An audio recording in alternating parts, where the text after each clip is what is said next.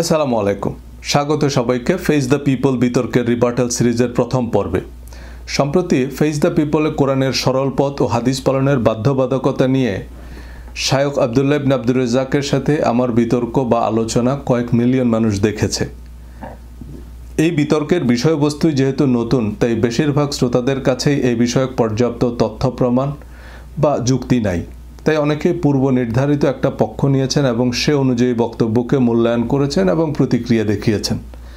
আমার পক্ষের অনেকেই মনে করেন আমার আরও আক্রমণাত্মক হওয়া উচিত ছিল, তাৎক্ষণিক তাকে থামিয়ে কিছু কিছু বক্তব্যের প্রতিবাদ করা উচিত ছিল। ধর্ম সম্পর্কে আমার জ্ঞান কম, এ জাতীয় কথা বলা নাকি পরাজয় মেনে নেয়া। সর্বকালের অন্যতম শ্রেষ্ঠ ইসলামিক স্কলার ইমাম মালিককে 100টা ফতোয়া জিজ্ঞেস করলে তিনি 70টার উত্তরে বলতেন আমি জানি না, আর আমরা নিজেদেরকে আল্লামা দাবি করি। সুতরাং যে নিজেকে জ্ঞানী মনে করে তার সুবিধা হচ্ছে সে যে মূর্খ এটাও সে জানে না। আমাকে যদি আবারও এই আলোচনায় বসানো হয়, আমি সেদিন যা বলেছিলাম সম্ভব হলে দাড়ি কমা সহ একই কথাই বলবো, একইভাবেই বলবো। প্রথমত, আলোচনার নিয়ম অনুযায়ী আমরা একজন আরেকজনকে ইন্টারাপ্ট করতে পারবো না, আর আলোচনার বিষয়বস্তু সময় আগে থেকেই নির্ধারিত।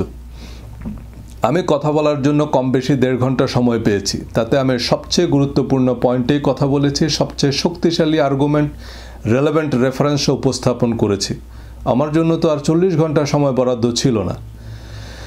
আর এখানে বেশিরভাগ দর্শক একেবারেই নতুন, তারা অনেকেই আমার আলোচনা বা এই জাতীয় আলোচনা আগে কখনো শুনেনি। তাই বিচ্ছিন্ন বিক্ষিপ্তভাবে যুক্তি বা তথ্য প্রমাণ উপস্থাপন করলে তা আমার নিয়মিত পাঠক বা শ্রোতারা বুঝলেও নতুনরা বুঝবে না। তাই আমি উত্থাপিত প্রতিটা পয়েন্টে কমপ্লিট ধারণা দেওয়ার চেষ্টা করেছি। আমি শায়খ আবদুল্লাহর প্রতিটা প্রাসঙ্গিক বক্তব্যের জবাবও আগে পরে দিয়েছি। পক্ষান্তরে উনি ওনার পোশাকে সুবিধা নিয়ে কোরআন হাদিসের মনমাতানো ব্যাখ্যা দিয়ে তার ভক্তকুলের মনোরঞ্জন করে গেলেন, তা এই রিবার্টাল সিরিজে ধরে ধরে দেখাবো। ডিবেটে দেখিয়ে কোনো লাভ হতো না। ডিবেটে তিনি যদি তাব্বাত ইয়াদা আবি লাহাব, অর্থাৎ যারা হাদিস মানে না তারা আবু লাহাব বলে দিতেন, তার দলের লোকেরা তাকেই বিরাট যুক্তি বলে মনে করত। তারা তো যুক্তি বোঝে না, তাদের কিছু একটা বললেই হলো, আলহামদুলিল্লাহ সুম্মা আলহামদুলিল্লাহ। দ্বিতীয়ত, আমি হোয়াইট বল কেন খেলতে যাব? যারা মনোযোগ দিয়ে ডিবেটটা শুনেছেন তারা জানেন শায়খ আবদুল্লাহ আমার কোনো কথাই মনোযোগ দিয়ে শুনেননি। আমার অবস্থান কি, প্রশ্ন কি, সেসবের ধারে কাছে না গিয়ে তিনি খতম তারাবি পড়ানোর মতো এক পারা কোরআন তেলাওয়াত করে শুনিয়ে দিলেন, যার সাথে আলোচ্যসূচির কোনো সম্পর্কই নেই। তাতে ওনার আলহামদুলিল্লাহ সুম্মা আলহামদুলিল্লাহ ভক্তদের গর্ভে পেট ফুললেও সেসবের কোনো জবাব দেওয়ার প্রয়োজন আমি মনে করিনি। কেন করিনি তাও বলেছি। The moment you debate your opponent, you create an impression that they have a legitimate arguments. আমি বারবার আমার প্রশ্নের উত্তর চেয়েছি, তিনি সেসবের কোনো উত্তর দিলেন না, কারণ সেসবের উত্তর কারো কাছে নাই। তবে তিনি হাদিসকে জাস্টিফাই করতে গিয়ে সীমা লঙ্ঘন করে কোরআনকে অথর্ব অচল প্রমাণের চেষ্টা এবং কোরআনের কিছু আয়াতের তসলিমানাস্টিন মার্কা তাফসির করলেন। আমি তার প্রতিবাদ জানিয়েছি, যদিও সঞ্চালক আমার অভিযোগ নাকচ করে দিয়েছেন। আমি এক পর্যায়ে এও বলেছি যে আপনি আপনার অবস্থান পরিষ্কার করেন যে আপনি কি কোরআন মানেন। ডিবেটটা যেহেতু রেকর্ডেড, তাই কয়েকটি পর্বে সেসব নিয়ে আমি কথা বলবো, তাড়াহুড়া করার কিছুই নেই। তৃতীয়ত, শায়খ আবদুল্লাহ সালাফি ও আহলে হাদিস আন্দোলনের সাথে যুক্ত এবং তাদের বিভিন্ন অনলাইন গ্রুপে আগে থেকেই ব্যাপক প্রচারণা চালানো হয়। শায়খের পরামর্শকদের রুচি ও মানসিকতা সম্পর্কেও আগাম ধারণা ছিল। ডিবেটের প্রচারপত্রে আমার ছবি থাকায় ফেসবুক নোটিফিকেশন এবং গুগল অ্যালার্ট থেকেই জানি কারা কোথায় কি ক্যাপশন দিয়ে তা শেয়ার করছে। লাইভে তাদের লোকজন এমনভাবে কমেন্ট করবে সেটাও বেশ প্রত্যাশিত ছিল। মিস্টার আবদুল্লাহ কিছুটা আক্রমণাত্মক, সঞ্চালক কিছুটা তার পক্ষ নিয়েছেন কারণ দর্শক চাহিদা। সাগর ভাই তো দূরে থাক, আমার ঘনিষ্ঠ কেউ কমেন্ট করার সাহস পায়নি লাইভ চলাকালে। আমিও জানি এই কমেন্ট সন্ত্রাসীরা আলোচনার কিছু শুনবেই না, বোঝা তো পরের কথা, তাদের জন্য আমি কথা বলিও না। আমি জানি 1 মিলিয়ন শ্রোতার মধ্যে 1000 খানেক মানুষ আছে যারা চিন্তা করতে সক্ষম। আমি 1000 শ্রোতার উদ্দেশ্যে কথা বলেছি, কে পক্ষে কে বিপক্ষে তা বিবেচনাই নেইনি। চতুর্থত, ধর্ম নিয়ে বিতর্ক ফলাফলহীন একটা বিতর্ক, দিন শেষে যে যার অবস্থানেই অনড়। ধর্মীয় বিতর্কের পক্ষেই আমি নই, তবে এই আলোচনা কোনো বিতর্ক নয়। বিতর্কে নিরপেক্ষ অভিজ্ঞ বিচারক মণ্ডলী থাকে, সংশ্লিষ্ট বিষয়ে অভিজ্ঞ সঞ্চালক থাকেন। তারপরও ধর্মীয় বিষয়ে আলোচনা বা বিতর্কের ক্ষেত্রে কোরআনের মূলনীতি হচ্ছে উদউ ইলা সাবিল রাব্বিকা বিল হিকমাতি ওয়াল মাউইজাতুল হাসানা ওয়াজাদিলহুম বিল্লাতী হিয়া আহসান। তুমি প্রজ্ঞা ও উত্তম কথার দ্বারা মানুষকে তোমার রবের পথে ডাকো এবং সুন্দর পন্থায় তাদের সাথে বিতর্ক করো। আমি ধর্মীয় বিতর্কে অশালীন আক্রমণের সমালোচনাই করি, ভিন্ন মতের প্রতি অশ্রদ্ধা প্রদর্শনের বিপক্ষেই আমি ভোকাল। তো আমার নিজের বেলাতেও তো এটা প্রযোজ্য নাকি? আমাদের উদ্দেশ্য হতে হবে সত্যটা জানা, নিজের জানাটাকে সত্য প্রমাণ করা নয়। আমি আমার নিয়মিত শ্রোতা বা পাঠকদের জন্য এই প্রশ্নগুলোর জবাব চেয়েছি, কারণ তাদের ধারণা আমার বই বা ভিডিওতে আমি একতরফা বলি। কোনো একজন এক্সপার্ট হয়তো আমার প্রশ্নগুলোর উত্তর বা কাউন্টার দিতে পারবে। এক্সপার্ট কি উত্তর দিলেন তার টার্ন বাই টার্ন পর্যালোচনা আমি এই সিরিজে দেখাবো। এই রিবার্টাল সিরিজের ভিডিওগুলো থেকে আপনি সংশ্লিষ্ট বিষয়ে আরও স্বচ্ছ ধারণা পাবেন। এবারে বলি জনাব আবদুল্লাহর সাথে বিতর্কের কারণ। আমার সাথে বিতর্কের জন্য ফেস দ্য পিপলের কাছে বেশ কিছু নামের প্রস্তাব ছিল, তবে অনেকেই গলাবাজি ছাড়া সংশ্লিষ্ট বিষয়ে কিছুই জানেন না। তারা যে কিছু জানে না তা তাদের ভক্তকুলও জানে না। তাদের সাথে বসলে আলোচনা কিছুই হতো না, 203-এর ঝগড়া হতো। আমি আহলে হাদিসের কয়েকজন ডিসেন্ট স্কলারের নাম প্রস্তাব করেছি, যারা তথ্য উপাত্ত ও যুক্তিভিত্তিক আলোচনা করতে পারবে। তার মধ্যে শায়খ আবদুল্লাহর নাম প্রথমে রেখেছি, কারণ আমরা হাদিস মানতে বাধ্য এই শিরোনামে তার একটা বই আছে। হাদিস মানার সপক্ষে এর 10 ভাগের 1 ভাগ তথ্য জাতীয় আন্তর্জাতিক আর কোনো স্কলারের কাছে নাই। কারণ বড় বড় অনেক স্কলারের ভিডিও অনেকেই আমাকে এর আগে পাঠিয়েছেন, তাদের পুঁজিপাটটা আমার জানা আছে। ওনাদের অন্যান্য বিষয়ে জানা থাকতে পারে, কিন্তু এই বিষয়ে 20 মিনিটও তারা আলোচনা করতে পারবে না। শায়খ আবদুল্লাহর বইও আমি পড়েছি বছরখানেক আগে, সেসব যুক্তিও খণ্ডন করেছি আমার বিভিন্ন ভিডিওতে। এ কারণেই হয়তো তার বইয়ের অনেক প্রশ্ন তিনি ডিবেটে করেননি, কারণ তিনি জানেন সেগুলোর উত্তম জবাব আমার কাছে আছে। বিতর্কের বিষয়বস্তু ও নিয়ম সম্পর্কেও বলি। আমাদের আলোচনার জন্য 3টে নির্ধারিত প্রশ্ন ছিল, যাতে 15-15 মিনিট করে আলোচনা করব। ডিবেট শুরুর আগ পর্যন্ত সাগর ভাইয়ের সাথে আমার এমন কথাই হয়েছে। আমাকে সংশ্লিষ্ট বিষয়ে প্রশ্ন করা হলেও আবদুল্লাহ সাহেবকে কোনো টপিক বলে দেওয়া হয়নি। খেয়াল করবেন যে তাকে কেবল বলা হয়েছে আপনি 15 মিনিট বলবেন। হয়তো এই বিষয়গুলোতে কথা বলতে তিনি আগ্রহী বা প্রস্তুত ছিলেন না, বা তিনি ভেবেছেন তার আলোচনার সূত্র ধরে আমি তাকে পেঁচিয়ে ফেলব। তার ফেসবুক পেজে তিনি তেমনটাই বলেছেন যে এসব বিষয়ে আলোচনা করলে আলোচনার মোড় ঘুরে যেত। এটাকে তিনি আমার কৌশল বলেও বিবেচনা করেছেন।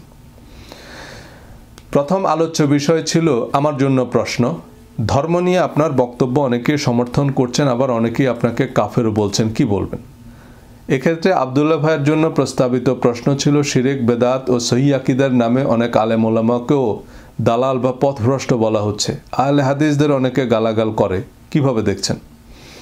উদ্দেশ্য ছিল আমরা দুজনে পজিটিভ একটা আলোচনা করব, পরমত সহিষ্ণুতা, ভিন্ন মতের প্রতি শ্রদ্ধাবোধ বিষয়ে ইসলামের উদার দৃষ্টিভঙ্গি তুলে ধরব। আমি সে অনুযায়ী আলোচনা করলেও তিনি উল্টা পথে হাঁটলেন।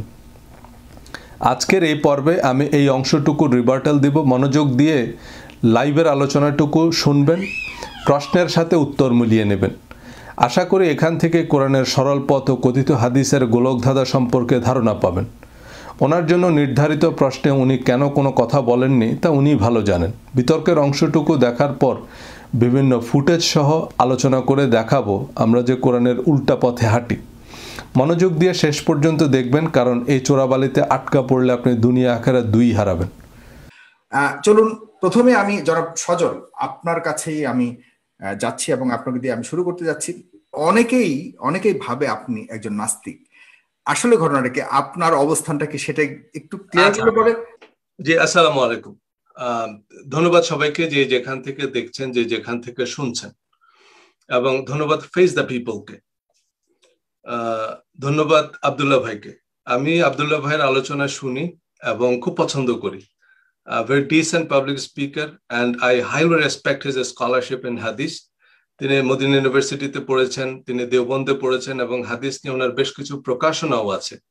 সো আই বিলিভ যে আজকের এই আলোচনা থেকে যে প্রশ্নগুলো উঠে আসবে এগুলোর বেস্ট পসিবল অ্যান্সার আমরা আবদুল্লাহ ভাইয়ের কাছ থেকে পাবো। এবং দর্শকদের মধ্যে যারা আবাহনী মোহামেডানের খেলা দেখার প্ল্যান করে এসেছেন, আমি বলবো যে ভাই কোনো লাভ নেই। একটা ডিবেট থেকে, একটা বিতর্কে কে ভালো বিতার্কিক বা কে কার চেয়ে বেশি জানেন এটা শুধু নির্ধারিত হয়, নাথিং এলস। সো বরং এই আলোচনা থেকে আমরা যদি নতুন কিছু উপলব্ধি, নতুন কিছু প্রশ্ন, সেসবের উত্তর যদি জেনে নিতে পারি, সেটা আমাদের কাজে লাগবে। কারণ এই প্রশ্নগুলো ঘুরে ফিরে আপনার সামনে আসবে, এই প্রশ্নগুলোর বেটার অ্যান্সার জানা আপনার দরকার হবে। তো উইথ দ্যাট বিং সেড, আমি সাগর ভাইয়ের প্রশ্নে ফিরি। জি, ধর্ম নিয়ে আলোচনা শুরুর পর থেকে অনেকেই আমাকে কাফের, নাস্তিক, মুনকারিনে হাদিস, আহলে কোরআন, মুতাজিলা ইত্যাদি ইত্যাদি বলা শুরু করেছেন, যদিও এর অনেকগুলো টার্ম আমি নিজেই এর আগে শুনিনি। তো আমি 3টা পয়েন্টে এই প্রশ্নের উত্তর দেওয়ার চেষ্টা করব। প্রথম, আমাকে যারা কাফের মনে করেন তারা কারা? যেমন ধরেন ইহুদি, খ্রিস্টান, হিন্দু, বৌদ্ধ, শিয়া বা কাদিয়ানি, তারা যদি আমাকে কাফের মনে করেন, হুইচ ইজ ভেরি রিজনেবল, কারণ তাদের বিশ্বাসের সাথে আমার বিশ্বাসের উল্লেখযোগ্য বৈপরীত্য আছে। আর আরেকটা গ্রুপ আছে, এরা আসলে কার্যত কোরআন মানে না, এরা মুনকারিনে কোরআন, এরা কেবল হাদিস মানে। তো এছাড়া আরেকটা দল আছে, তারা আসলে কোরআন হাদিসের কিছুই জানে না, তারা কিছু গালিগালাজ জানে। সো আমি এদেরকে বলি আহলে আবু জেহেল। এরাও যদি আমাকে কাফের মনে করে, হুইচ ইজ অ্যাকসেপ্টেবল। দ্বিতীয় যে পয়েন্টটা আমি যাচ্ছি সেটা হচ্ছে মিসআন্ডারস্ট্যান্ডিং। দেখেন, ডেভিড বার্লোর একটা কমিউনিকেশন মডেল, এটা মাস কমিউনিকেশনের একটা মডেল, যে একজন বক্তা কথা বলেন তার চিন্তা, জ্ঞান ও অভিজ্ঞতার ভিত্তিতে, আবার সেই বক্তব্যকে একজন শ্রোতা বুঝবেন তার চিন্তা, জ্ঞান ও অভিজ্ঞতার আলোকে। সুতরাং এখানে ভুল বোঝাবুঝির কিন্তু একটা স্পেস আছে। এখন যারা আমার নিয়মিত শ্রোতা বা নিয়মিত পাঠক, তারা জানেন আমি কি বলছি, কেন বলছি। যারা বিচ্ছিন্নভাবে, বিক্ষিপ্তভাবে বা অন্য কারো কাছ থেকে কিছু একটা শুনেছেন, তারা হয়তো নিজের মতো করে কিছু একটা বুঝে নিয়েছেন। এখন সেটা তো আমার নিয়ন্ত্রণের বাইরে, তা তো আমি ঠিক করতে পারবো না, কন্ট্রোল করতে পারবো না। আমি শুধু এটুকু অনুরোধ করব যে হ্যাঁ, আমার বিষয়ে যদি আগ্রহ থাকে বা এই বিষয়ে যদি আপনার ইন্টারেস্ট থাকে, তাহলে আমার ইউটিউব চ্যানেলে ভিডিওগুলো ধারাবাহিকভাবে সাজানো আছে। আর আমার একটা বই বেরিয়েছে এ বিষয়ে, রিলিজিয়াস মাইন্ডসেট। এই বইটা আপনারা কালেক্ট করে পড়তে পারেন। আর যদি এ বিষয়ে আগ্রহ না থাকে, just move on, no worries, not a big deal. আমার সম্পর্কে আপনাকে দুনিয়া আখেরাতে কোথাও কেউ কিছু জিজ্ঞেস করবে না, আপনাকে আপনার কৃতকর্মের জন্য জবাবদিহি করতে হবে। সো এবারে আমি যাচ্ছি হচ্ছে তৃতীয় পয়েন্টে, এটা খুব ইম্পর্টেন্ট, সেটা হচ্ছে মাইন্ডসেট।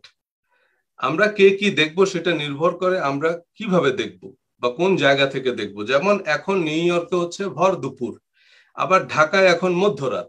তো এখন দিন না রাত, এটা নির্ভর করে আপনি কোথায় আছেন তার উপর। এখন আমরা যদি আজকে সারাদিনও ঝগড়া করি, আপনি বলবেন রাত, আমি বলবো দিন, কথা কিন্তু দুইটাই ঠিক, কারণ দুইজন দুই জায়গা থেকে কথা বলতেছি। সো আমাদের মাইন্ডসেট। এখন দেখেন, এই যে আরেকজনকে কাফের, আরেকজনকে নাস্তিক, বেদাতি বা কুফরি আকীদা প্রমাণে আমাদের যে তৎপরতা, এটা আমাদের একটা জাতীয় সমস্যা। কিন্তু দেখুন, আরেকজন নাস্তিক হলে আপনার অসুবিধা কি? আপনার বরং সুবিধা। আপনি ঘটক, আপনি অবিবাহিত কাউকে দেখলে খুশি হবেন যে এই কাস্টমার পাইলাম। তারপরে হচ্ছে যেটা, সেটা হচ্ছে আমরা এই মাইন্ডসেট থেকে আর বেরোতে পারি না। হ্যাঁ, এই যে আরেকজনকে নাস্তিক বলা, তারপরে হচ্ছে আমরা ইমিডিয়েটলি হিন্দুদের পিছনে লাগবো, ইহুদি, খ্রিস্টান, তারপর হচ্ছে আমরা এই অমুকে বেদাতি, অমুকের আকীদা সহি না, ইত্যাদি ইত্যাদি। সো এটা আমরা একটা রং মাইন্ডসেট, মানে যে বিভিন্ন রকমের দলীয় ব্যাখ্যা বিশ্লেষণ শুনে আসলে আমরা বাদুরের মতো উল্টা ঝুলে আছি, যে কারণে সোজা কথা আমাদের কাছে উল্টা মনে হয়। তো আমি আজকে একটা বড় অঙ্ক সলভ করে দিই, তাহলে হয়তো ভিতরের যে ছোট ছোট পার্ট গুলো, সেগুলো আমাদের কাছে আরো পরিষ্কার হবে। ফর এক্সাম্পল, ইহুদি খ্রিস্টানদের অঙ্কটা আমি একটু সলভ করি। দেখুন, আমার একটা ভিডিওতে আমি বলেছিলাম যে এটা সূরা বাকারার 62 এবং সূরা মায়েদার 69 নম্বর আয়াত, দুইটা আয়াতে একই কথাই বলা আছে যে নিশ্চয়ই ইমানদার ইহুদি, খ্রিস্টান, সাবেন, যারা আল্লাহ পরকালে বিশ্বাস করে এবং সৎ কাজ করে, তারা পুরস্কৃত হবে বা জান্নাতে যাবে। এই অনেকে হইচই শুরু করলেন যে না না না, ইহুদি খ্রিস্টানরা জান্নাতে যাবে, এটা কিভাবে সম্ভব? হ্যাঁ, অনেক সহায়ক রিবার্টাল দিলেন যে না, এটা আমাদের নবী আসার আগের ইহুদি খ্রিস্টানদের কথা বলা হচ্ছে। এখনকার ইহুদি খ্রিস্টানরা বেশিরভাগই নাস্তিক, তারা আল্লাহ বিশ্বাস করে না, পরকালও বিশ্বাস করে না, তারা ওজাইরকে আল্লাহর পুত্র মনে করে, মাসিহকে আল্লাহর পুত্র মনে করে। সো তারা তারা না, তারা আমাদের কিতাব বিশ্বাস করে না, ইত্যাদি ইত্যাদি। দেখুন, এখন এই কথাগুলো সত্যি, কিন্তু আরো কিছু আয়াত আছে কোরআনে যেগুলো আমরা বলি না, কারণ এগুলো আমাদের মাযহাবের সাথে যায় না। আমি এরকম সিন্ধুকে তোলা কয়েকটা আয়াত আজকে বলবো। সূরা আল ইমরান আয়াত 113 থেকে 115, আমি একদম সরল বাংলায় পড়ে যাচ্ছি, পরিষ্কার বুঝবেন। দেখেন আল্লাহ, এখন ইহুদি খ্রিস্টানরা কে কি বিশ্বাস করে তা তো আমার পক্ষে জানা সম্ভব না। আমি তো দুনিয়ার সব ইহুদি খ্রিস্টান এক্সরে করে দেখিনি। এই বিশ্বাসের খোঁজ জানে না আল্লাহ। আল্লাহ কি বলতেছে শুনে, তারা সকলে সমান নয়। সূরা আল ইমরানের 113 থেকে 115। আহলে কিতাবদের মধ্যে কিছু লোক সত্যে প্রতিষ্ঠিত রয়েছে, যারা গভীর রাত পর্যন্ত আল্লাহর আয়াতসমূহ পাঠ করে এবং সাজদা করে। তারা আল্লাহ ও আখিরাতে বিশ্বাস করে, সৎ কাজে আদেশ ও অসৎ কাজে নিষেধ এবং সৎ কাজ সমূহে তৎপর থাকে, এবং তারাই সৎকর্মশীলদের অন্তর্ভুক্ত। আর উত্তম কাজের যা কিছু তারা করে তা থেকে তাদেরকে কখনোই বঞ্চিত করা হবে না। আর আল্লাহ মুত্তাকিদের সম্পর্কে সবিশেষ অবগত। দেখেন সূরা আল ইমরানের 199 নম্বর আয়াতে বলা হয়েছে, নিশ্চয়ই আহলে কিতাবের মধ্যে এরূপ লোক রয়েছে যারা আল্লাহর প্রতি ঈমান আনে এবং তোমাদের প্রতি যা অবতীর্ণ হয়েছে, মানে আমাদের প্রতি যে অবতীর্ণ হয়েছে এবং যা তাদের উপর অবতীর্ণ হয়েছিল তদ বিষয়ে বিশ্বাস স্থাপন করে। তারা আল্লাহর সম্মুখে বিনয় অবনত থাকে, অল্প মূল্যে আল্লাহর আয়াতসমূহ বিক্রি করে না। তাদেরই জন্য রয়েছে তাদের রবের নিকট প্রতিদান, নিশ্চয়ই আল্লাহ সত্যর হিসাব গ্রহণকারী। তাহলে দেখেন, যাকে আপনি আল্লাহর ওলি মনে করতেছেন সে হয়তো ভিতরে খালি, কিন্তু যাকে আপনি ইহুদি খ্রিস্টান বলে গাল দিচ্ছেন, আল্লাহর খাতায় সে মুত্তাকি, আল্লাহর খাতায় সে সৎকর্মশীল এবং আল্লাহ তাকে জান্নাতের ওয়াদা দিয়েছে। এজন্য এই কাজী নজরুল ইসলাম বলেছেন, কাহারে করিছ ঘৃণা তুমি ভাই, কাহারে মারেছ লাথি, হয়তো উহারি বুকে ভগবান জাগেছেন দিবারাতি। তাহলে আমরা জানি না কে আসলে নাস্তিক, কে কি উদ্দেশ্যে কি বলতেছে, সে উদ্দেশ্য আল্লাহ ভালো জানেন। তাহলে কাউকেই আমরা অনুমানের উপরে বলতে পারি না যে অমুকের আকীদা সহি না, তাই না? একজন মুফাসসিরে কোরআনের আকীদা নিয়ে যদি প্রশ্ন উঠে, তো ওনার কষ্ট করে মুফাসসিরে কোরআন হওয়ার দরকার কি ছিল? উনি নাস্তিক থাকলেই তো পারতেন, তাই না? কারণ আপনি যদি নাস্তিক কোটায় দোজখে যান আর আকীদা কোটায় দোজখে যান, তো দোজখ তো দোজখই। আপনি পুকুরে ডুবে মরলেও যা, আটলান্টিকে ডুবে মরলেও তা, তাই না? সো এই মূল কথাটা হচ্ছে যেটা, সেটা হলো এই যে ইহুদি খ্রিস্টান শিয়া সুন্নি সালাফি হানাফি, এগুলো কিন্তু আমাদের নিজেদের দেয়া নাম, আল্লাহর দেয়া নাম না এগুলো। হুয়া সাম্মাকুমুল মুসলিমিন, তিনি তোমাদের নাম রেখেছেন মুসলমান, এই কিতাবে এবং পূর্ববর্তী সকল কিতাবে। তার মানে সকল ধর্মাবলম্বীকে আল্লাহ এক নামে চিনেছেন, এক নামে ডেকেছেন, সেটা হচ্ছে মুসলিম। মানে যারা আল্লাহর কমান্ড এবং প্রহিবিশন মানে তারা হচ্ছে মুসলিম। এজন্য আল্লাহ কোরআন কোন গোষ্ঠীর জন্য নাজিল করেননি, উনি সমগ্র মানব জাতির জন্য নাজিল করেছেন। ওয়ামা আরসালনাকা ইল্লা কাফাতাল লিন-নাসি বাশীরান ওয়া নাযীরান ওয়ালাকিন্না আকসারান নাসি লা ইয়ালামুন।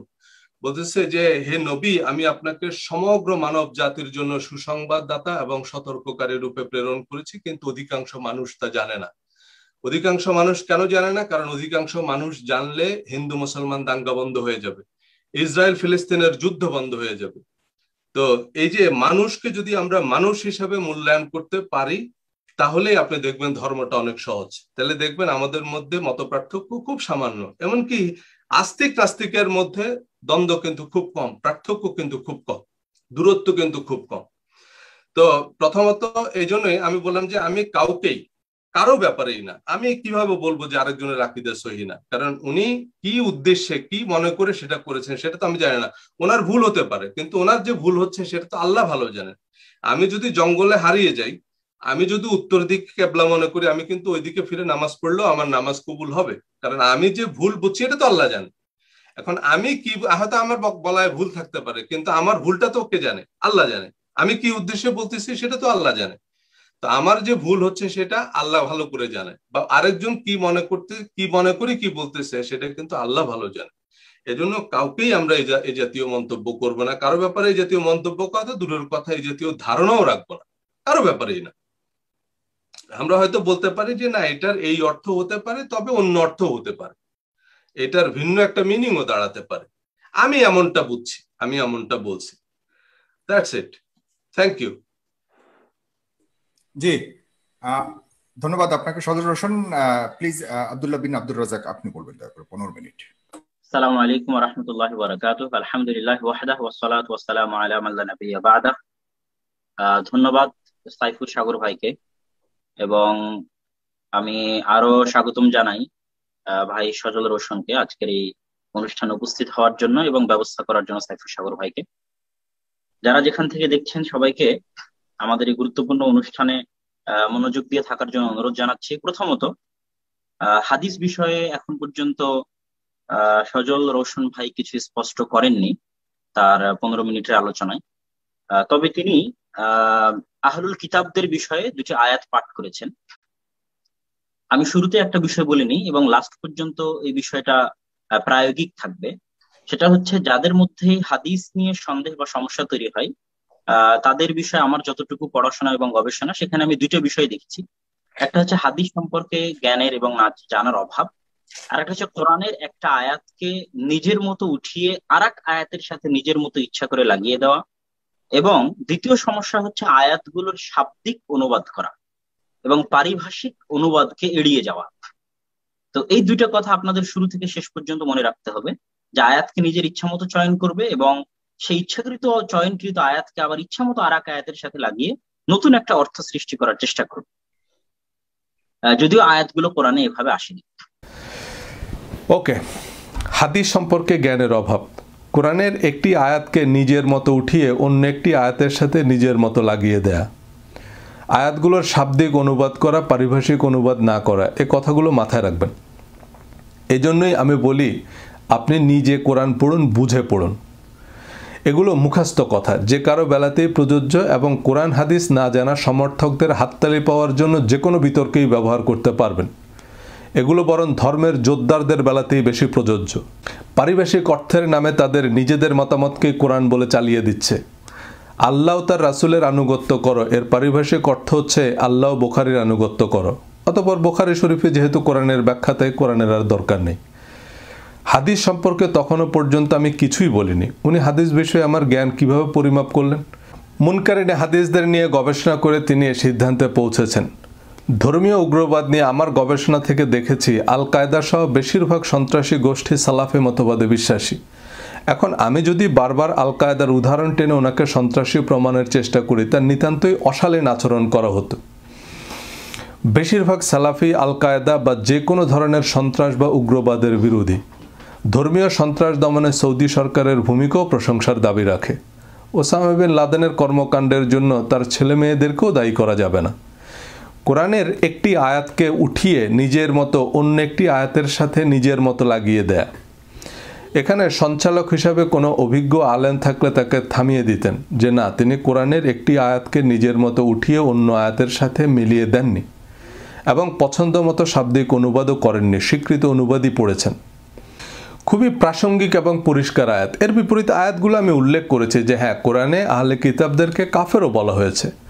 মুহাজির আনসারদের উপর আল্লাহ সন্তুষ্ট, এটা যেমন বলা আছে, মদিনাবাসীদের মধ্যে যে মুনাফিক আছে তাও কোরআনে বলা আছে। আমি বলেছি যে সিন্ধুকে তোলা কিছু আয়াত আমি বলবো যেগুলো আগে শুনেননি।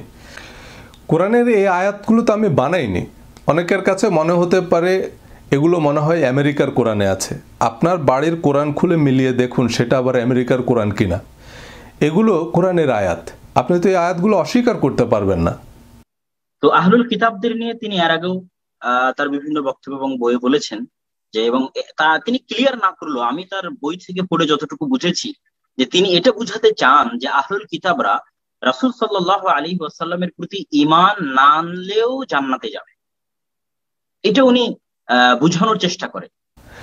জি, আমি ক্লিয়ার না হলে উনি নিজ দায়িত্ব বুঝে নিয়েছেন যে আমি এটা বুঝাতে চাই। এরকম নিজ দায়িত্ব বুঝে নিয়েই আমরা দুনিয়ার সবাইকে কাফের প্রমাণ করি। আমি কি বুঝাতে চাই তাতে কিচ্ছু যায় আসে না। আমি তো আর বেহেশতের দারওয়ান না যে আমি ডিসাইড করব কে বেহেশতে যাবে কে যাবে না। আমাদের বুঝতে হবে যে আল্লাহ কি বুঝাতে চান। আমার বইতে আমি পরিষ্কার বলেছি তাওরাত ইনজিলে হযরত মুহাম্মদ সাল্লাল্লাহু আলাইহি সাল্লাম সম্পর্কে ভবিষ্যৎবাণী করা হয়েছে।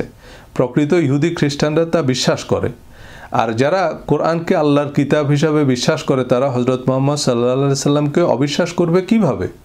কোরআন তো নবীজির বায়োগ্রাফি। সূরা মুহাম্মদ নামে আস্ত সূরাই আছে। আমেরিকার প্রেসিডেন্ট সিনেটররা নবীজিকে কোট করলে প্রফেট মুহাম্মদই তো বলে।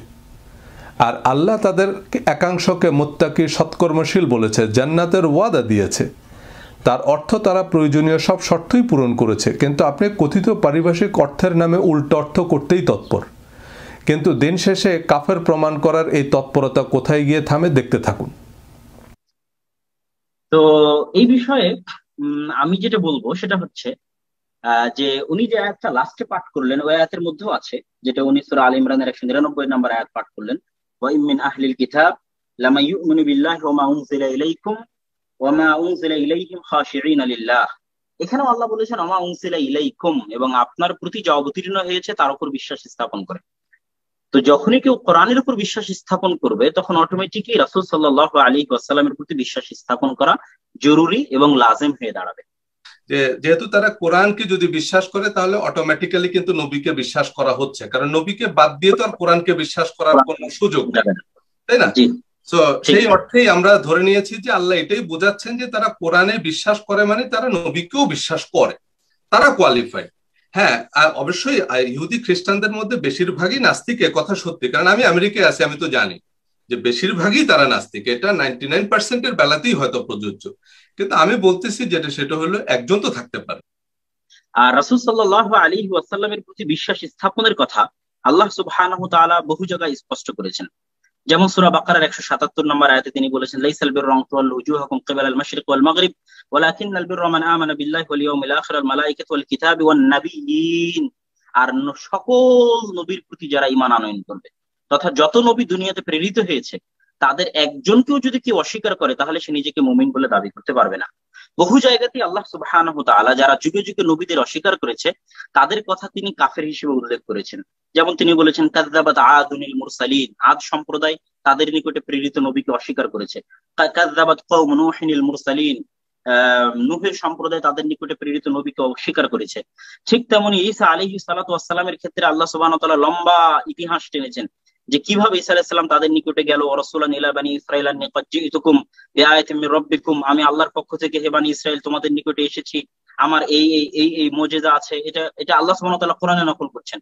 ওয়া মুসাদ্দিকাল লিমা বাইনা ইয়াদাইয়া মিনাত তাওরাতি ওয়াল ইনজিল, আর আমার সামনে যে তাওরাত ইনজিল তাওরাত আছে এই তাওরাতকে সত্যায়ন করার জন্য আমি এসেছি।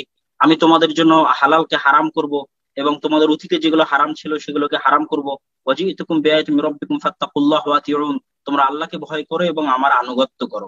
এবার তারপর আল্লাহ সুবহানাহু ওয়া তাআলা বলছে, ফালাম্মা আহাসসা ঈসা মিনহুমুল কুফরা, ঈসা আলাইহিস সালাম যখন দেখলেন যে তার সম্প্রদায় তার কুফরি করতেছে, তার প্রতি ঈমান আনতেছে না, তখন ঈসা আলাইহিস সালাম বলেন, মান আনসারি ইলাল্লাহ, কে আছে যে আমার প্রতি ঈমান আনবে এবং আমার সহযোগিতা করবে। তখন তার সাথে যারা হাওয়ারিয়িন ছিল তারা কি বলল? তারা বলল, রব্বানা আমান্না বিমা আনজালতা ওয়াত্তাবা'না রাসূল, হে আল্লাহ আপনি যে অবতীর্ণ করেছেন আর আপনার যে রাসূল পাঠিয়েছেন এই রাসূলের প্রতি আমি ঈমান আনয়ন করলাম। তো এরকম পবিত্র কোরআনের বহু আয়াতে বহু জায়গায় আল্লাহ সুবহানাহু ওয়া তাআলা আল্লাহ রাসূলের প্রতি ঈমান আনয়নকে জরুরি বলেছেন। সূরা আলে ইমরানের 83 থেকে 81 থেকে 83 নম্বর আয়াত পর্যন্ত আল্লাহ সুবহানাহু ওয়া তাআলা সকল নবী রাসূলের নিকটে ওয়াদা নিয়েছেন যে মুহাম্মদ সাল্লাল্লাহু আলাইহি ওয়াসাল্লামের প্রতি ঈমান আনয়ন করতে হবে। ঠিক তেমনি আল্লাহ সুবহানাহু ওয়া তাআলা আরো বলেন, আল্লাযীনা ইয়াত্তাবিউনা রাসূলান নাবিয়্যাল উম্মিয়্যা আল্লাযী ইয়াজিদুনাহু মাকতুবান ইনদাহুম, যে আল্লাহ রাসূল সাল্লাল্লাহু আলাইহি ওয়াসাল্লামের প্রতি ঈমান আনয়ন করতে হবে। এবং সূরা বাইয়িনাতে আল্লাহ সুবহানাহু ওয়া তাআলা স্পষ্ট আকারে ঘোষণা করেছেন যে রাসূল সাল্লাল্লাহু আলাইহি ওয়াসাল্লামের প্রতি ঈমান আনয়ন করতে হবে। তো রাসূল সাল্লাল্লাহু আলাইহি ওয়াসাল্লামের প্রতি ঈমান আনয়ন করা ছাড়া কেউ নিজেকে মুসলিম দাবি করতে পারবে না। শুধু রাসূল নয়, পৃথিবীতে যত রাসূল পাঠানো হয়েছে সব রাসূলের প্রতি ঈমান আনয়ন করতে হবে। এটাই কোরআনের সব আয়াতকে যদি আমরা একত্রিত করি তাহলে সেটা স্পষ্ট হয়। আবার যে আহলুল কিতাবদের কথা উনি বললেন, সে আহলুল কিতাবদেরকে আল্লাহ সুবহানাহু ওয়া তাআলা কিছু কিছু জায়গায় কাফের বলেছেন, যে লাকাদ কাফারাল্লাযীনা ক্বালু ইন্নাল্লাহা হুয়াল মাসীহু ইবনু মারইয়াম, তারা কুফরি করেছে, তারা কাফের হয়ে গেছে যারা বলে যে আল্লাহ সুবহানাহু ওয়া তাআলা হচ্ছে মাসীহ ইবনু মারইয়াম। এভাবে আল্লাহ সুবহানাহু ওয়া তাআলা বলেছেন, লাকাদ কাফারাল্লাযীনা ক্বালু ইন্নাল্লাহা সালিসু সালাসা, তারা কুফরি করেছে যারা ত্রিমতবাদ, যে এই ত্রিমতবাদে যারা বিশ্বাস করে তারা কুফরি করেছে, তারা কাফের হয়ে গেছে। এভাবে আল্লাহ সুবহানাহু ওয়া তাআলা আহলুল কিতাবদের অনেককেই ঈমান সঠিক না থাকার কারণে কাফের বলে ঘোষণা করেছেন পবিত্র কোরআনে। সুতরাং মূল বিষয়টা আহলুল কিতাব হওয়া নাই, মূল বিষয়টা হচ্ছে যত নবী রাসূল প্রেরিত হয়েছে সব নবী রাসূলের প্রতি ঈমান রাখতে হবে এবং যে যে কিতাব প্রেরিত হয়েছে সকল কিতাবের প্রতি ঈমান রাখতে হবে। এটা উনি এতক্ষণ যে আলোচনাটা করলেন সে আলোচনার প্রেক্ষিতে আমি কথা বললাম। সকল নবীদের উপর শুধু বিশ্বাস করলেই হবে না। সূরা বাকারা 285, কুল্লুন আমানা বিল্লাহি ওয়া মালাইকাতিহি ওয়া কুতুবিহি ওয়া রাসূলিহি লা নুফাররিকু বাইনা আহাদিম মির রাসূলিহি, প্রত্যেকেই ঈমান এনেছে আল্লাহর উপর, তার ফেরেশতাকুল, কিতাবসমূহ ও রাসূলগণের উপর। আমরা তার রাসূলগণের মধ্যে কোনো তারতম্য করি না। এখানে একটা ক্লজ আছে, লা নুফাররিকু বাইনা আহাদিম মির রাসূলিহি, আমরা তার রাসূলগণের কারো মধ্যে কোনো ফারাক বা তারতম্য করি না। এটা ঈমানের আয়াত। এই যে আমরা বলি আমাদের নবী, সকল নবীরাই আমাদের নবী এবং নবীরাই আমাদের জন্য রোল মডেল। কোরআনের 30 পারার প্রায় 1 পারা কেবল মুসা আলাইহিস সালামের আলোচনা, 1 পারার মতো ইব্রাহিম আলাইহিস সালামের আলোচনা। কোরআন জুড়েই নবীদের জীবন ও কর্মেরই আলোচনা। কিন্তু আমরা আগে নবী ভাগ করেছি, তারপর দলে দলে ভাগ হয়েছি। ঈসা আলাইহিস সালাম, মুসা আলাইহিস সালাম সহ সকল নবীরাই আমাদের নবী। কিন্তু আমরা যে সালাফিদের রোল মডেল বানিয়েছি তাদের কারো নাম ঠিকানা কোরআনে নাই। তাই নিজেদের সুবিধা মাফিক পাল্টাপাল্টি গল্প ম্যানুফ্যাকচার করা হয় এবং এই ভুল পথে পথ হারিয়ে আমরা কোন অন্ধকারে তলিয়েছি দেখতে থাকুন। যারা কোরআন মানবে হাদিস মানবে না তারা কাফের।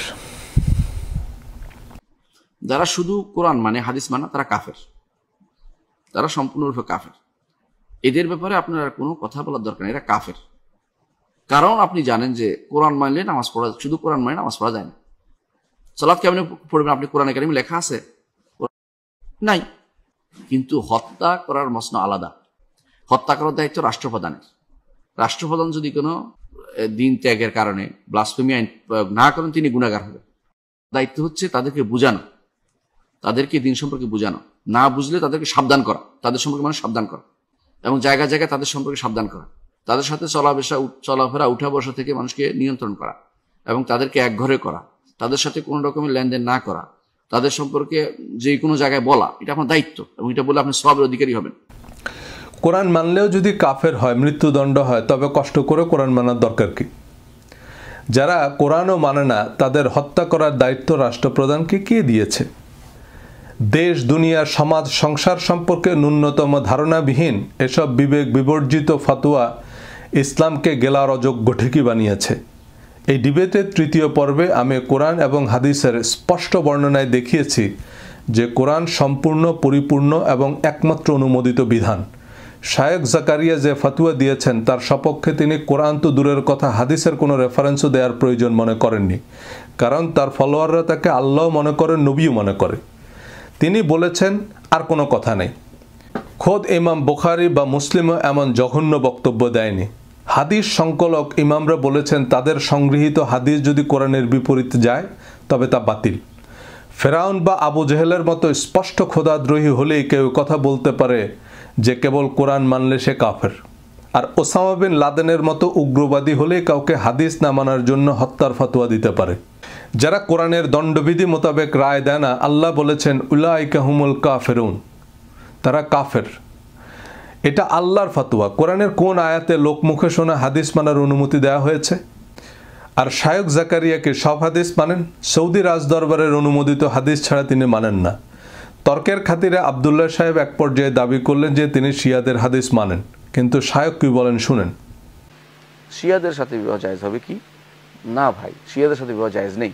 কেন জায়েজ নেই বলি আপনাদেরকে। শিয়ারা আমাদের থেকে আকীদা বিশ্বাসে এত খারাপ অবস্থা, যদি তারা তাদের আকীদা বিশ্বাস প্রচার করতো তাহলে তারা কাফের বলা উপায় ছিল না। তারা প্রচার করে না, গোপন করে রাখে, তাদের তাকিয়া নীতি গ্রহণ করে, মুনাফিক নীতি গ্রহণ করে। হাদিসকে আমাদের একটা হাদিসে তারা গ্রহণ করে না, তাদের নিজস্ব হাদিস, মিথ্যা বানোয়াট হাদিসগুলো তারা গ্রহণ করে। 3 নম্বর হচ্ছে আমাদের সাহাবায়ে কেরামকে তারা কাফের মনে।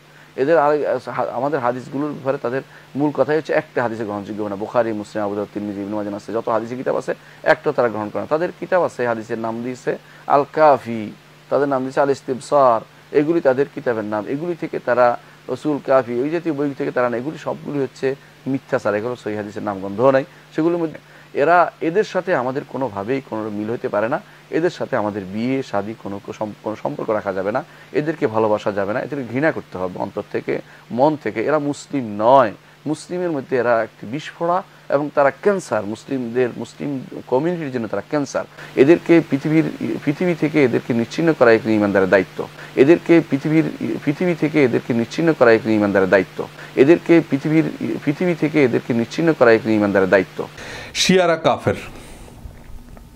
শিয়ারা তাদের আকীদা প্রচার করে না। তবে উনি কিভাবে তাদের আকীদা জানলেন? দুনিয়ার সব শিয়া এক্সরে করে দেখেছেন। কোরআনে ইহুদি খ্রিস্টানদের সাথে বিয়ে বৈধ করা হয়েছে, আর শিয়াদের সাথে বিয়ে জায়েজ নেই। শিয়া শব্দের অর্থ দল। শিয়া মানে আলীর দল বা শিয়াতু আলী। হযরত আলী ও মুয়াবিয়া রাদিয়াল্লাহু তাআলা আনহু এবং তাদের বংশধরদের মধ্যে খেলাফত নিয়ে দ্বন্দ্বে যারা হযরত আলীর পক্ষ নেয় তারাই মূলত শিয়া। আমাদের সুন্নিদের যেমন বুখারী, মুসলিম সহ 6টি বিখ্যাত হাদিস গ্রন্থ আছে, তাদের আল কাফি, ইস্তিবসার সহ 5টি বিখ্যাত হাদিস গ্রন্থ আছে, যাতে আহলে বাইত তথা হযরত আলী, ফাতেমা, হাসান, হুসাইন সহ নবীজি পরিবারের সদস্যদের বর্ণিত হাদিসের প্রাধান্য। যে অভিযোগে শায়খ জাকারিয়া শিয়াদের কাফের বললেন, একই অভিযোগে শিয়াদের কিছু হুজুর আছে সুন্নিদের কাফের প্রমাণে এবং তাদের মাথা কাটার ফতোয়া দেয়ায় ব্যস্ত। যেমন তারা আমাদের একটা হাদিসও মানে না, তারা তাদের ইমামদের হাদিস মানে, তারা আমাদের সাহাবীদের মুনাফিক মনে করে। এই কথাগুলো আমাদের বেলাতেও সত্যি। আমরা আমাদের ইমামদের হাদিসই মানি, আমরাও তাদের হাদিস মানি না। আপনি যে গড়ে সব শিয়াকে কাফের ফতোয়া দিলেন, এর মধ্যে তো সাহাবী তাবেঈও আছে।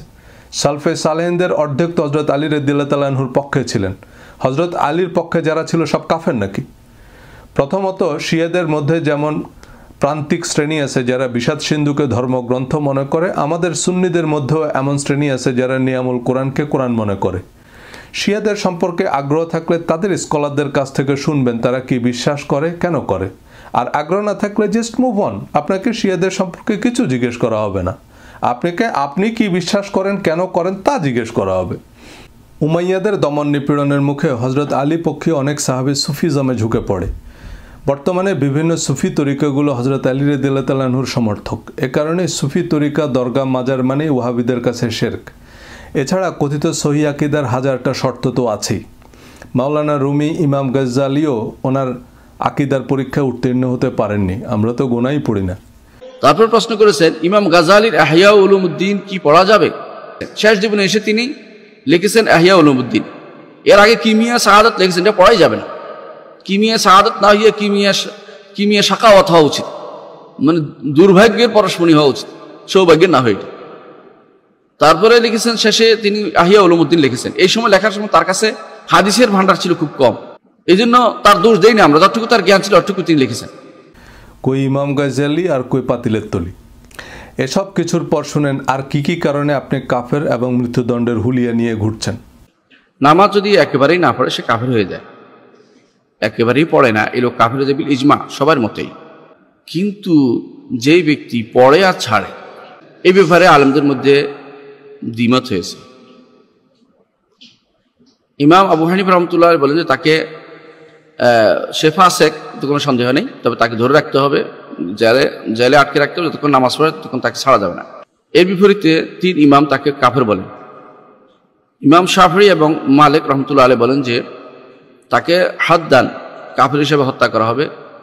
আর ইমাম আহমদ ইবনে হাম্বল বলেন যে তাকে কুফরান, মুরতাদ হিসেবে তাকে হত্যা করা হবে। এটা হচ্ছে এখানে মৌলিক 3 মাযহাবের মত, কিন্তু কেউই তাকে ছেড়ে দিতে বলেনি।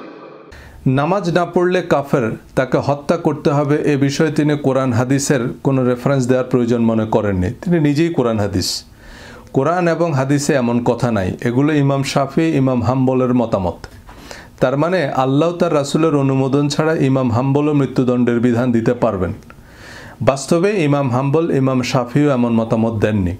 এটা ইমাম উসামা বিন লাদেনের ফতোয়া। যাই হোক, যত ভিতরে যাবেন তত বিপদ বাড়বে। নাস্তিক থাকলে সবচেয়ে নিরাপদ। নাস্তিক অমুসলিমদের বিষয়ে হুজুরের কোনো অনুযোগ নেই। যারা নামাজই পড়ে না তাদের নিয়ে কিন্তু কেউ কথা বলে না। নামাজ পড়তে গেলেই তার পিছে লাগবে, আমিন জোরে বলবেন না আস্তে, আজানের মতো জোরে না ইকামতের মতো জোরে, শব্দ মাপার যন্ত্র দিয়ে মাপবে। ভলিউম ঠিক না থাকলে নামাজ হয়নি। নামাজ কিভাবে পড়বেন? হানাফি মাযহাব মোতাবেক পড়লে তো হবে না। মাযহাব মানা বেদাত, সব বেদাত জাহান্নামী। এত খারাপের খারাপ, এত জঘন্য। আমি এই সমস্ত বেদাতি আলেমদের লক্ষ্য করে কথাগুলো বলছি না।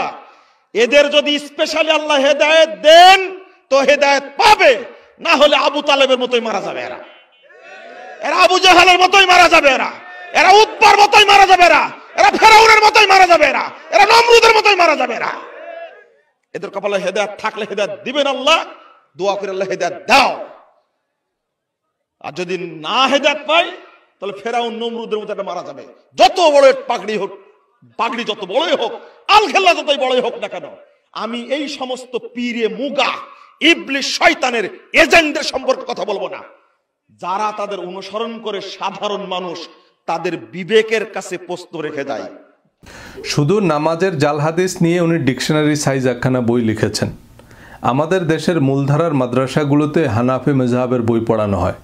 আমাদের বড় হুজুর মুহাদ্দিস হুজুররা হানাফি মাযহাব মোতাবেক নামাজ পড়েছেন, আমাদেরকেও সেভাবে শিখিয়েছেন, এবং আমি হানাফি মাযহাব মতোই নামাজ পড়ি, তাতে কোনো সমস্যাই নেই। কিন্তু মুজাফফর সাহেব এসে বলে দিচ্ছেন এসব হাদিস জাল, নামাজ পড়তে হবে নবীজি সাল্লাল্লাহু আলাইহি সাল্লাম যেভাবে পড়েছেন। তো এতদিন আমাদের হুজুররা তাহলে আবু জেহেলের মতো নামাজ পড়েছে, তাদের নামাজ হয় নাই। নবীর হাদিস মানতে বাধ্য, অতঃপর ওজাম্মেল মোজাম্মেল এসে বলে দিবেন যে এ হাদিস সহি, এ হাদিস জাল। কোরআনের কোন আয়াতটা জাল? হাদিসের সালাত ও আমাদের নামাজ নামে একটি ভিডিও বানাবো, তখন দেখবেন আমরা হাদিস অনুযায়ী নামাজ পড়ি না, এ নিয়ে আমরা রাজনীতি খেলি। নামাজ না হলে সে কাফের, আর কাফেরের পিছনে নামাজ পড়লে তো নামাজ হবে না, সুতরাং আলাদা মসজিদ বানাও। রাসূল সাল্লাল্লাহু আলাইহি সাল্লামের নামাজ শিরোনামে নাসিরউদ্দিন আলবানী বই লিখেছেন, কিন্তু এরপরও ডক্টর গালিব, শায়খ রাজ্জাক নামাজ শিক্ষার বই লিখেছেন। কিয়ামত পর্যন্ত নামাজ শেখানোই শেষ হবে না। তাবলিগ জামাতের মনে করেছিলাম কোনো শত্রু নাই, কারণ তাদের বিষও নাই, দাঁতও নাই। তাই এখন শুনছি তাবলিগ জামাতের লোকদেরকেও নাকি হত্যা করে আদ সামুদের মতো নিশ্চিহ্ন করে দিতে হবে।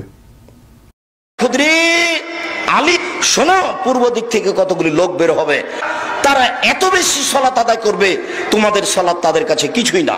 আবু সাইদ খুদরি শোনো, তোমরা যদি তাদের পাও তাহলে তাদের হত্যা করো, এমন ভাবে হত্যা করবে আদ সামুদকে যেভাবে ধ্বংস করে দেওয়া হয়েছে, ধূলিসাৎ করে দেওয়া হয়েছে, আদ সামুদকে যেভাবে পৃথিবী থেকে একবারে সমূলে নষ্ট করা হয়েছে, এইভাবে তুমি তাদেরকে হত্যা করো। যারা হত্যা করতে পারবে বিচারের মাঠে তারাই সবচেয়ে বেশি নেকি পাবে। সম্মানিত দিনী ভাই বোন, একটু খেয়াল করেন, আমি আপনাকে বলতে পারছি না এই নামাজি সে নামাজি, তবে রাসূল সাল্লাল্লাহু আলাইহি ওয়াসাল্লাম বলেছেন এক শ্রেণীর নামাজিকে হত্যা করতে হবে, হাদিস বুখারী মুসলিম। এক শ্রেণীর সালাত আদায়কারীকে রাসূল সাল্লাল্লাহু আলাইহি ওয়াসাল্লাম হত্যা করতে বললেন, এই কথা ঠিক, যদিও আপনাকে আমি বলতে পারছি না এই দল সেই দল, যদিও আব্দুর রব খুলনা সেই কালে বলে গেছেন এই দল টঙ্গীর দল। আব্দুর রব খুলনা রাহিমাহুল্লাহ এভাবে তিনি খোলা মাঠে ঘোষণা দিয়ে গেছেন। কিন্তু আমরা আপনাকে ওইভাবে না বললেও আপনাকে বলতে চাচ্ছি এটা জরুরিভাবে, বিশ্বস্তভাবে সহিহ হাদিস দিয়ে, যে এক শ্রেণীর মানুষকে সালাত আদায়কারীকে রাসূল সাল্লাল্লাহু আলাইহি ওয়াসাল্লাম কি বলেছেন? হত্যা করতে বলেছেন। উল্লেখ্য বুখারী মুসলিমে এমন কোনো হাদিস নাই। দেখুন, আমেরিকায় জন হপকিন্স থেকে ডাক্তারি পড়লেও তাকে প্রতিটা মেডিকেল প্রেসক্রিপশনের জন্য জবাবদিহি করতে হবে। প্রতিটা রোগীর মেডিকেল হিস্ট্রি সংরক্ষিত, কি ডায়াগনোসিসের ভিত্তিতে কি ওষুধ দিলেন তার সব নজরদারি, গবেষণা নিয়মিত চলছে। ঔষধ কোম্পানির কাছ থেকে বকশিশ নিয়ে পেইন কিলার বা অ্যান্টিবায়োটিক প্রেসক্রাইব করলে চাকরি তো যাবেই, জেলও যেতে হবে।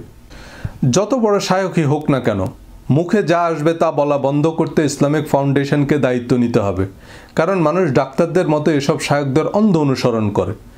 তাবলিগ জামাতের ফাজাইল আমলে অনেক জাল গল্প আছে, কিন্তু সালাফি আহলে হাদিসদের এমন জাল ফজিলতের গল্পে ওহাবি ধর্মীয় স্বৈরতন্ত্র এবং সালাফি উগ্রবাদের মিশ্রণ আছে।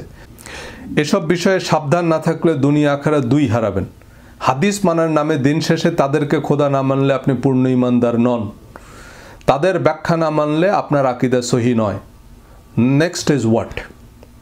আপনি যদি দাড়ির উপর একটা প্রশ্ন উত্থাপন করেন যে দাড়ি রাখলে কেমন আনস্মার্ট লাগে, দাড়ি রাখলে কেমন খ্যাত লাগে, কেমন খারাপ লাগে, দাড়িকে নিয়ে যদি ঠাট্টা করেন, বিদ্রুপ করেন, যারা পরিমাণ যদি প্রশ্ন উত্থাপন করেন, তাহলে আপনি কাফের।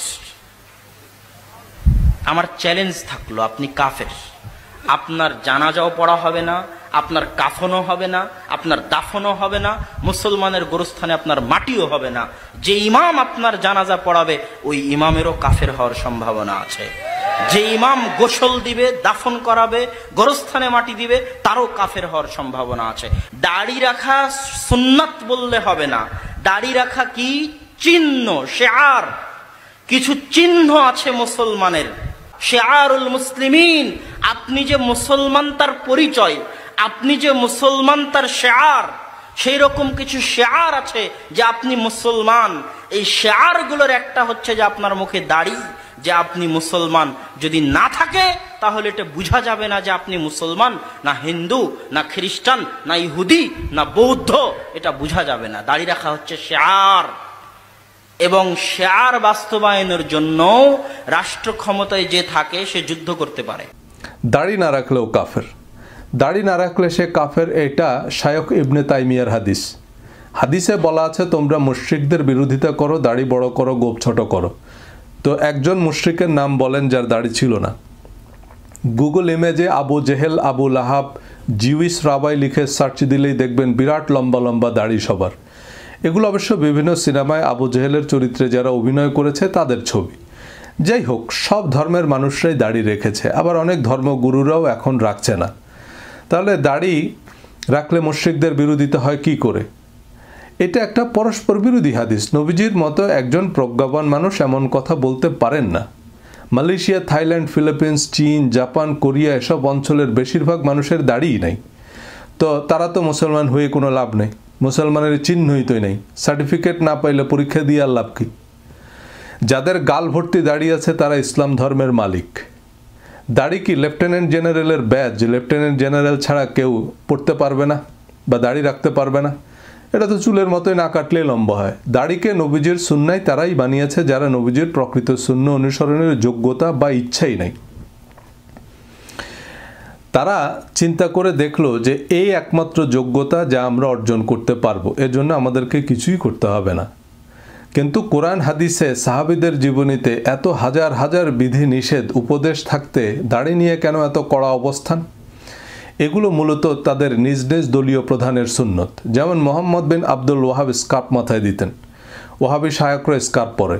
স্কার্ফের একটা হাদিসও আমার চোখে পড়েনি। তাবলিগ জামাতের লোকেরা পাগড়ি পরে, আহলে হাদিসের লোকরা এখন বলছে পাগড়ি পরা বেদাত। বুখারী শরীফের অজু অধ্যায়ে হাদিস আছে নবীজি পাগড়ির উপর মাসে করেছেন, এর অর্থ নবীজি পাগড়ি পরেছেন।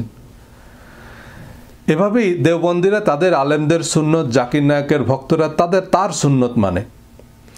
আর যার ইমাম যে ফতোয়া দিয়েছেন তা নিয়েই মূলত মারামারি, দল উপদল।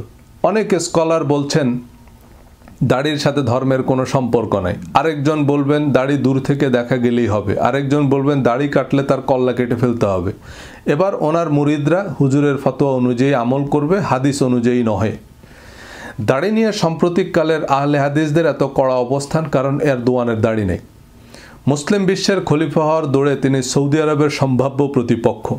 এসব শিরক, বেদাত, মাজার, মাযহাব আর সহি আকীদার পেছনের বিশ্ব রাজনীতি নিয়ে আমাদের অনেকেরই খুব একটা ধারণা নেই।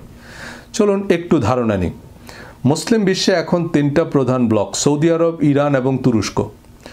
প্রথম বিশ্বযুদ্ধে ওসমানী খেলাফত বা অটোম্যান এম্পায়ার ছিল অক্ষশক্তি বা জার্মান নেতৃত্বাধীন জোটে। মক্কা মদিনা সহ মুসলিম বিশ্বের বেশিরভাগ অঞ্চল তখন ছিল ওসমানী বা তুর্কি খেলাফতের অধীনে। ইহুদিদের তখনও কোনো দেশ ছিল না। তারা মধ্যপ্রাচ্যে ইসরায়েল রাষ্ট্র প্রতিষ্ঠার শর্তে ব্রিটিশ নেতৃত্বাধীন মিত্রশক্তির পক্ষে কাজ করে। প্রথম বিশ্বযুদ্ধে জার্মানির পরাজয়ে ইহুদিদের উল্লেখযোগ্য ভূমিকা ছিল এবং এ কারণেই দ্বিতীয় বিশ্বযুদ্ধে হিটলার নির্বিচারে ইহুদি হত্যা করে। প্রথম বিশ্বযুদ্ধের পর ওসমানী খেলাফত উৎখাতে বর্তমান সৌদ ওয়াহাবি অর্থাৎ বর্তমান সৌদ ডায়নাস্টি এবং মোহাম্মদ বিন আব্দুল ওয়াহাব পরিবারের যে ধর্মীয় রাজনৈতিক জোট, তার সাথে জোট বাঁধে ব্রিটেন। সৌদি রাজতন্ত্রের সকল অন্যায়, অনাচার এবং স্বৈরতান্ত্রিক নীতিকে বৈধতা দিতে প্রয়োজন মাফিক ফতোয়া প্রসব করে এই ধর্মীয় মিত্র ওয়াহাবিরা। যদিও মোহাম্মদ বিন আব্দুল ওয়াহাব একজন বরেণ্য সংস্কারক ছিলেন, কিন্তু বর্তমানে ওয়াহাবিজমের নামে যা চলছে তা মূলত ধর্মীয় স্বৈরতন্ত্র। ধর্মীয় বিষয়ে বা তাদের ফতোয়ার সাথে দ্বিমত করলে সে কাফের, তাকে হত্যা করতে হবে। মৌলানা ওয়াহাব বেঁচে থাকলে তিনিই এখনকার ভণ্ড, চাটুকার, কথিত ওয়াহাবি আলেমদের বিরুদ্ধে আন্দোলন করতেন। মুসলিম খেলাফতের বিরুদ্ধে যুদ্ধে যেতে তো ফতোয়া লাগবে। ওয়াহাবি মুফতিরা তখন ওসমানীয়দের মুশরিক ও বেদাতি ফতোয়া দেয়, কারণ তখন মক্কা মদিনায় মাজার, মাযহাব এবং সুফি তরিকার প্রচলন ছিল। সৌদি ওয়াহাবি জোট শিরক, বেদাত বিরোধী যুদ্ধের নামে খেলাফত উৎখাত করে। হযরত খাদিজা রাদিয়াল্লাহু তাআলা আনহু, ওসমান রাদিয়াল্লাহু তাআলা আনহু সহ সকল সাহাবী তাবিঈদের মাজার ভেঙে ফেলে। অসংখ্য ইসলামিক স্কলারকে কুফরি আকীদা, বেদাতি ফতোয়া দিয়ে শিরোচ্ছেদ করে। সৌদি রাজবংশের প্রত্যক্ষ পরোক্ষ পৃষ্ঠপোষকতা ও কৌশলগত নিরপেক্ষতায় মধ্যপ্রাচ্যে ইসরায়েল রাষ্ট্র প্রতিষ্ঠিত হয় এবং সম্প্রসারিত হয়। মূলত ইসরায়েল আমেরিকার পুতুল সরকার হিসাবেই টিকে আছে সৌদি ওয়াহাবি কথিত বেদাত বিরোধী সরকার। সৌদি আরবের অবশ্যই ছাড়া উল্লেখযোগ্য কিছু করারও নাই। সৌদি সেনাবাহিনীর সদস্য সংখ্যা এবং দক্ষতা খুবই কম। সাদ্দামের কুয়েত দখলের মূল উদ্দেশ্য ছিল সৌদি আরব দখল করা। সে সময় অপারেশন ডেজার্ট শিল্ড নামে 5 লাখ মার্কিন সৈন্য মোতায়েন করা হয় সৌদি আরবে। সৌদি সেনাবাহিনীর সদস্য সংখ্যা তখন ছিল মাত্র 50,000। সৌদি আরবের সামরিক অবকাঠামো আমেরিকা ও ব্রিটেনের তৈরি এবং নিয়ন্ত্রিত। পশ্চিমা শক্তির সহায়তা ছাড়া তারা একদিনও ক্ষমতায় থাকতে পারবে না। অথচ সৌদি ধর্মীয় মতবাদ সালাফি সহি আকিদা ও আহলে হাদিসের বাংলাদেশি শায়করা মনে করেন এসব কথিত সহি আকিদা তত্ত্বের উপর বুঝি টিকে আছে সৌদি সরকার, এবং সৌদি আরবের সম্ভাব্য রাজনৈতিক প্রতিপক্ষের আকিদা সহি নয় তা প্রমাণেই ব্যস্ত। কোরআন হাদিস নয়, কথিত সালাফি ও সহি আকিদার তেলবাজ আলেমরা ওহাবি রাজতন্ত্রের ভ্রান্ত মতবাদ প্রচার করে।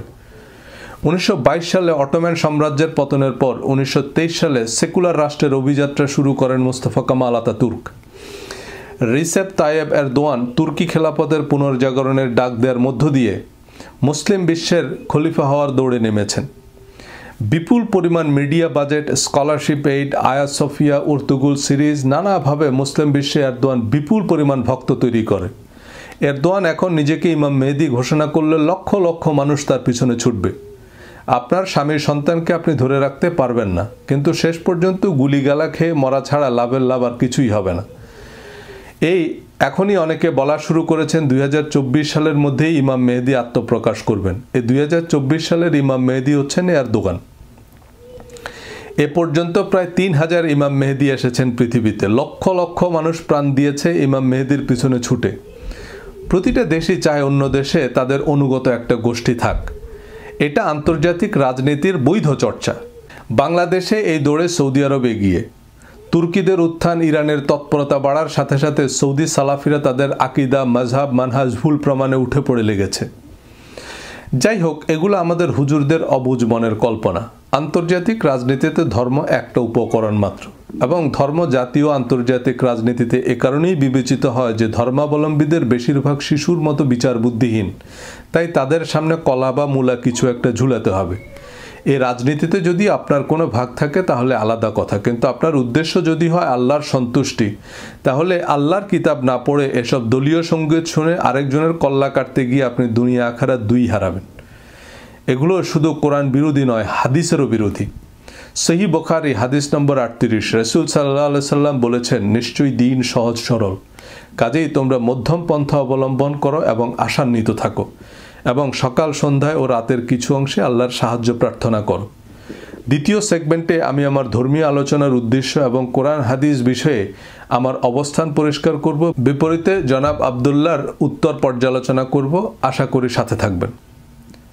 Thank you.